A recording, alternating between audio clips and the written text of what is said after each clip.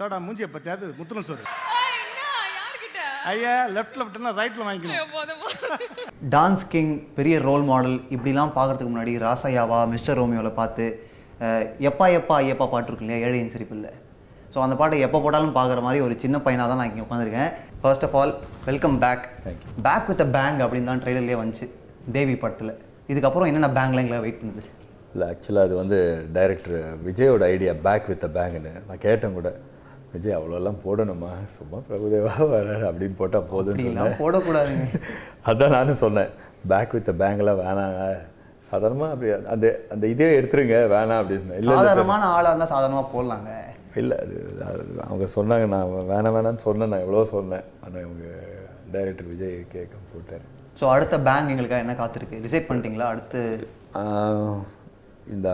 இந்த ரிலீஸ் தான் டிசைட் பண்ணணும். இந்த ரிலீஸ் தான் நெக்ஸ்ட்டு என்னென்னு டிசைட் பண்ணணும். ஓகே. பிரபுதேவா ஸ்டுடியோஸ் ஆரம்பத்திலேயே வந்து 3 ப்ராஜெக்ட் சைமல்டேனியஸாக பண்ணியிருக்கீங்க. ஸோ அந்த எக்ஸ்பீரியன்ஸ் பற்றி சொல்லுங்கள். எப்படி இந்த முடிவு எடுத்தீங்க? ஆக்சுவலாக நம்ம ஃப்ரெண்டு, நான் பெருசாக இதை நான் ஆக்டர் ஆனதும் பிளான் பண்ணல, டைரக்டர் ஆனதும் பிளான் பண்ணல, அதே மாதிரி ப்ரொடியூசர் ஆனதும் பிளான் பண்ணல. சில சமயங்களில் நாங்கள் பிரியதர்ஷன் சாரோட அனௌன்ஸ் பண்ணோம். இப்போ அது கொஞ்ச நாள் முன்னாடி ப்ரெஸ் மீட் நடந்ததுன்னு நினைக்கிறேன், கோல்டன் குளோப் அவார்ட்ஸ்க்கு. அது வந்து முதல்ல நம்ம கணேஷ் சார் அந்த ப்ரெஸ் மீட்டில் கூட பணத்துக்காக அந்த படம் பண்ணல, பேருக்காக பண்ணாங்க. அதை அவளோட கட்ஸுக்கு ஆட்ஸ் ஆஃப் தான் சொல்லணும். அதே மாதிரி இந்த கோல்டன் குளோப் போகிறதுக்கான முழு இதுவுமே பிரியதர்ஷன் சாருக்கும் அவரோட டீமுக்கு தான் சாரும், அவங்களுக்கு தான். ஏன்னா நம்ம ஒன்றும் பண்ணல அதில். அதே மாதிரி போகன் ஒரு படம் நடந்துகிட்டு இருக்கு. அப்புறம் இது பெருசாக ப்ரெஷர் ஃபீல் பண்ணல, ஏன்னா அந்த ப்ரெஷர்லாம் கணேஷர் எடுத்துக்கிறாரு. அடுத்து வந்து தமன்னா டீசர்லேயே வந்து ஒரு 40 செகண்ட் டீசர் ஃபஸ்ட்டு வந்துச்சு. தமன்னா பிரித்து மேய்ஞ்சிட்டாங்க டான்ஸில். ஸோ அவங்கள கஷ்டப்பட்டு ஆட வச்சிங்களா? கஷ்டப்பட்டது அவங்க தான், ஆட வச்சதுண்ணா. அப்போ கஷ்டப்படுத்துனது நீங்கள்? அவங்க கஷ்டப்பட்டுக்கிது, அவங்க கஷ்டப்பட்டு பண்ணாங்க. அவங்க பாவம் ரொம்ப ஹார்ட் ஒர்க் பண்ணாங்க. 15 days to 20 days இந்த படத்துக்காக அந்த சாங்க்கு மட்டுமே ரிஹர்சலுக்கு டைம் கொடுத்தாங்க. அதில் ஒரு ஹீரோயின் எனக்கு தெரிஞ்சு படமே முடிச்சிடுவாங்க. பட் அவங்க வந்து இல்லை இந்த சாங் பண்ணுறேன் அப்படின்னு சொல்லிட்டு அந்த டெடிகேஷன். நான் பாட்டு பண்ணுறேன்னா என்னை கேட்டாங்க, நான் பண்ணுறேன் அப்படின்னு. ஆனால் நான் பாட்டு பண்ணணுன்னா எனக்குன்னு ஒரு ரூல்ஸ் அண்ட் ரெகுலேஷன் இருக்குது. நான் அது இருந்தால் தான் பண்ணுவேன். நான் பணம் முக்கியம் இல்லை எனக்கு, அந்த ரூல்ஸ் படி போனால் தான். அந்த மாதிரி தான் பண்ணாங்க, நான் பண்ணேன். ஸோ அடுத்து திரும்ப டேரக்டர் அவதாரம் எப்போ எங்களுக்கு கோலிவுட்டில் காமிக்க போகிறீங்க? நான் நெக்ஸ்ட்டு திருப்பி ஒரு ஹிந்தி படம் பண்ணுறேன். டேரக்டராவா இல்லை டைரக்டரா? அதுக்கப்புறம் தமிழ் பண்ணுவேன். ஸோ யார் காஸ்டிங் முடிவு பண்ணிட்டீங்களா? யார் ஹீரோ முடிவு பண்ணியாச்சு. பட் இப்போது எல்லா ப்ரொடியூசர்ஸும் சரி, ஆக்டர்ஸும் சரி, சொல்லாதீங்க சார், நம்ம பெருசாக அனௌன்ஸ் பண்ணுவோம். சரி, அவங்களுக்கு தகுந்த மாதிரி தான் நான் போய் ஆகணும். இப்போ வந்து ஹாரர் அப்படின்றது ஒரு பெரிய என்ன சொல்கிறது, ஒரு அப்படியே போயிட்டே இருக்குது. எக்கச்சக்க ஹாரர் படங்கள் வந்துட்டுருக்கு. அதில் தேவி வந்து எந்த மாதிரி ஒரு வித்தியாசத்தை காமிக்க போகுதுன்னு? ஃபஸ்ட்டு இதே கேள்வி தான் நான் கேட்டேன் விஜய்கிட்ட கூட. இந்த படம் ஆக்சுவலாக ஹாரர் வந்து ஒரு 20-25% தான் எலிமெண்ட்டு. ஒரு ஒரு ஹாரர் படம்னு சொல்ல முடியாது இது. ஆக்சுவலாக it's complete family entertainment film தான் சொல்லணும். இதை ஜாலியான ஒரு படம் தான்.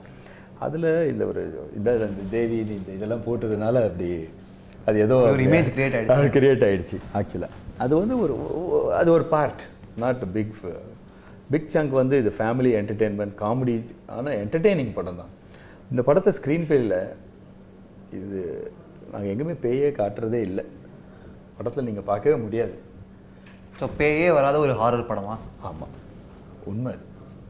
அது எனக்கு புதுசாக இருந்துச்சு ஸ்க்ரீன் பிளே. நான் இங்கிலீஷ் படத்தில் கூட இப்படி ஒரு கேள்விப்பட்டதில்லை. பிரகாஷ் ராஜ். ஸோ எங்கேயும் காதல் பார்த்தப்ப ரொம்ப சந்தோஷமாக இருந்தது. ஒரு சின்ன ரோல் மட்டும் பண்ணியிருப்பார் பிரகாஷ் ராஜ் சார். ரொம்ப ஹியூமரஸாக இருந்தது, நான் ரொம்ப என்ஜாய் பண்ணது. உங்களோட பர்சனல் ரிலேஷன்ஷிப் பற்றி சொல்லுங்கள்.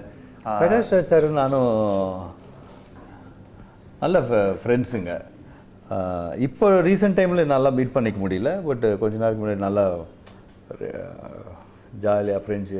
அப்புறமா நான் பாம்பேக்கு போயிட்டேன், அதனால் என்னால் மீட் பண்ணல. பட் அப்பப்போ பேசிப்போம் ரொம்ப. அப்புறம் கரெக்டாக இந்த சில சமயங்களில் அவரே வந்தார். ஃபஸ்ட்டு படம் பிரியதர்ஷன் சார், இது ரொம்ப சந்தோஷமாக இருக்குது. ஸோ அது வந்து பிரபுதேவா ஸ்டுடியோஸ்ன்றதுனால பிரகாஷ் ராஜா இல்லை? பிரியதர்ஷன் சாரால் பிரகாஷ் ராஜ். கண்டிப்பாக அப்பா வந்து ஒரு பெரிய ரோல் மாடலாக இன்ஸ்பிரேஷனாக இருந்திருப்பாங்க அவங்களுக்கு. அதை தவிர சினிமா இண்டஸ்ட்ரின்னு வரும்போது நீங்கள் யார்கிட்ட நிறைய விஷயம் கற்றுக்கிட்டீங்க? எனக்கு ரோல் மாடல்னால் எங்கள் டான்ஸ் குரு தான். Udupi Lakshmi Narayan master, Dharmaraj master. அவங்ககிட்ட டான்ஸ் மட்டும் கற்றுக்கல. ஏன்னா பரதநாட்டியம் கற்றுக்கும் போது அவங்க காலங்காத்தால் 5:30 மணி 6 மணிக்கு வராங்க. ஸோ பங்க்சுவாலிட்டி, அப்புறம் டிசிப்ளின், ஆனஸ்ட்டு, ரெஸ்பெக்டிங் எல்டர்ஸு எல்லாம் கற்றுக்கிட்டேன். மெயினாக பரதநாட்டியம் கற்றுக்கும் போது டான்ஸும் இருக்கும், பட் டான்ஸுக்கு மேலே இதெல்லாம் இருக்கும். ஸோ அவங்க 2 பேர் தான் எனக்கு ரோல் மாடல். ஏதாவது ஒரு விஷயம், இவ்வளோ வருஷம் சினிமாவில் இருந்திருக்கீங்க இல்லையா, எந்த விஷயம் வந்து நம்ம பண்ணியிருக்க வேணாமே அப்படின்னு யோசிச்சிருக்கீங்க? இப்படி தான் யோசிச்சிருக்கீங்களா? நிறைய யோசிச்சிருக்கேன். நிறைய இருக்குது இந்த மாதிரி. பணத்துக்காக பண்ணது, இன்னும் பண்ணிகிட்டு இருக்கிறது. பிடிச்சதை பண்ணால் வயசே ஆகாதா? ஏன்னா உங்களை பார்த்தா அதான் கேட்கணும்னு தோணுது. இப்போ ரீசெண்டாக கூட உங்களுக்கு ஏதோ ஹெல்த் இஷ்யூஸ் வந்துச்சுன்னு சொன்னாங்க, அதுக்கப்புறம் கூட யூர் பேக். ஹெல்த் இஷ்யூனா அது ஒரு அதான் அந்த மீடியா அப்படியே பெருசு பண்ணிடுச்சு. ஒன்றும் இல்லை, இது ஒரு சின்ன இங்கே பிடிச்சிக்கிச்சு, ஒரு 5-6 ஹவர்ஸ் வலி சுளுக்கு தாண்டா அது, அதை ஏன்டா? உண்மை அந்த மாதிரி கூட சொல்லலாம். சுளுக்குன்னு சொல்ல முடியாது, என்னவோ சொன்னாங்க, மசில் ஸ்பேசம்னு ஏதோ ஒரு வேர்டு சொன்னாங்க.